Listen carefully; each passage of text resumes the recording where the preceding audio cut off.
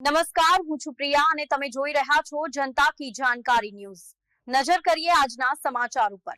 રેન બસેરા કૌભાંડ, ડીસામાં clean chit પર સવાલો, અરજદાર દ્વારા ન્યાયની માંગણી। બનાસકાંઠાના ડીસામાં રેન બસેરા એટલે કે રાત્રિ આશ્રયસ્થાનના નિર્માણમાં મોટા પાયે ગેરરીતિઓ આચરવામાં આવી હોવાનો વિવાદ વકર્યો છે। લાખો રૂપિયાની ગ્રાન્ટ ઉપડી જવા છતાં ઘણા રેન બસેરા બન્યા જ નથી અથવા અધૂરા છે, તેમ છતાં તપાસ સમિતિ દ્વારા તેમને ક્લીન ચિટ આપવામાં આવી હોવાનો આક્ષેપ એક જાગૃત નાગરિકે કર્યો છે। આ મામલે ભીનું સંકેલવાનો પ્રયાસ થતો હોવાથી અધિકારીઓ શંકાના દાયરામાં આવ્યા છે।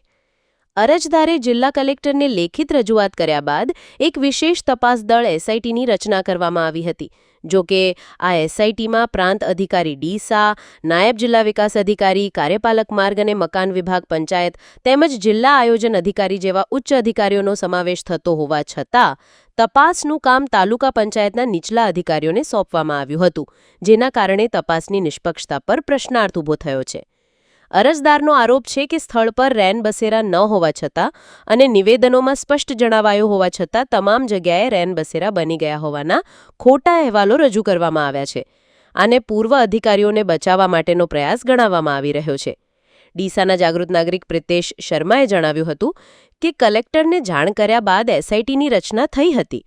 જો કે તપાસ રિપોર્ટ આવ્યા બાદ તેમણે આ અહેવાલને તદ્દન ખોટો, બેબુનિયાદ, સત્યથી વેગળો અને ગેરમાર્ગે દોરનારો ગણાવ્યો હતો। તેમણે ફરીથી સાચી તપાસ કરાવવા માટે કલેક્ટરને રજૂઆત કરી છે અને ન્યાય નહીં મળે તો નામદાર હાઈકોર્ટ સમક્ષ પણ જવાની ચીમકી ઉચ્ચારી છે। ગુજરાતના મુખ્યમંત્રી ભૂપેન્દ્ર પટેલ હાલ ભ્રષ્ટાચાર મુક્ત અભિયાન ચલાવી રહ્યા છે અને એસઆઈટીને પણ તટસ્થ તપાસ કરવા આદેશ આપવામાં આવ્યા છે।